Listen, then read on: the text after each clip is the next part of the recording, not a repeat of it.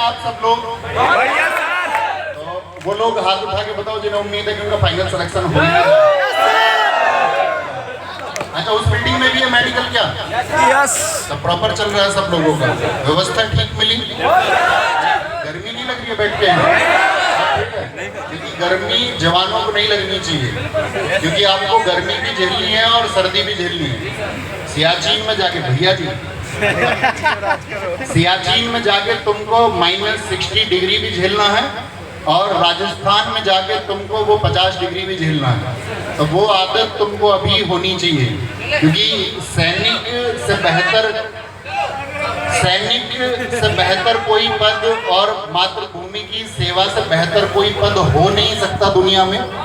हम हमेशा अपने छात्रों से ये बात कहते हैं कि नौकरियां बहुत सारी हैं और हर एक ईमानदार व्यक्ति का इस देश के लिए जो समर्पण से काम कर रहा है वो राष्ट्रहित में काम है, वो देश को बनाने में काम आता है। लेकिन फिर भी जो देश की सेवा है, जो लोग देश के लिए सेवा करते हैं, ये सबसे अमूल्य है और इसका स्थान कोई नहीं ले सकता। और उस पंक्ति में तुम लोग आके खड़े हो गए और हम उम्मीद करेंगे कि आप में से हर एक छात्र का सिलेक्शन हो।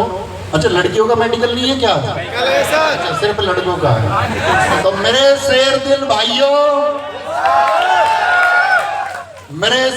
भाइयों, आज मैं आपसे एक शिक्षक नहीं, एक सैनिक की तरह बात करना चाहता हूं, क्योंकि अभी बहनें नहीं है ना, तो इसलिए बोल सकते हो उसको, यही मैं पूछा।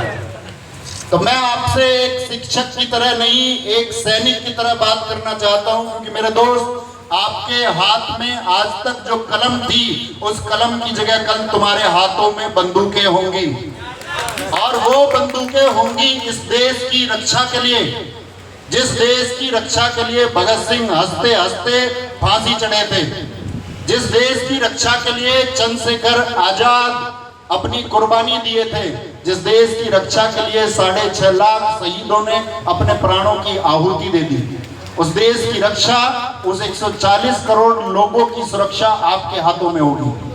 और आपके हाथ में सिर्फ सुरक्षा नहीं, वो जिम्मेदारी भी होगी कि सबसे अगली पंक्ति में खड़े होकर के आप इस देश को सुरक्षित महसूस करवाओगे, जैसा कि सेनाएं अब तक करवाती हुई आई है। हमेशा हम देशवासियों का, जो देश के भीतर रहते हैं, मेरे जैसे आम लोग, हम जैसे सामान्य लोग, जिनको एक भरोसा है कि हमारे लिए सेनाएं हर समय खड़ी हुई हैं, हमारे लिए वो सेनाएं अपना खून पसीना, अपना जो भी समर्पण है, जो कुछ भी बहाने योग्य होगा, वो इस देश की रक्षा के लिए बहा देंगे। और सबसे बड़ी बात यह है कि आप अपनी माँ को छोड़कर उस मातृभूमि की सेवा के लिए जा रहे हैं। ये सबके बस की बात नहीं है और ना ये सबके हिस्से में आता है।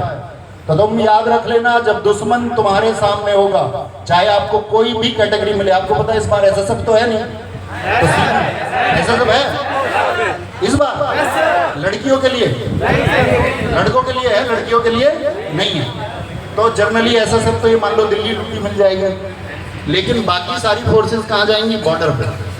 तो आप सब लोग तैनाती कहाँ पर होने वाली है? बॉर्डर पे तैनाती होने वाली है। तो ये तुम याद रख लेना कि जिस माँ को छोड़ करके तुम मातृभूमि की सेवा करने चले हो सकता है कि जब तुम्हारे सामने दुश्मन खड़ा हो तो उस माँ की आंखें नम हो, लेकिन याद रख लेना, जब तुम अपने प्राणों की आहुति देने के लिए तैयार हो जाओगे या तुम हो चुके होगे, तो उस माँ का मस्तक गर्व से ऊंचा हो जाएगा और उस पिता की छाती अभिमान से चौड़ी हो जाएगी और इस देश के 140 करोड़ लोग गर्व से फूल जाएंगे कि हमारे लिए हमारे जवान खड़े।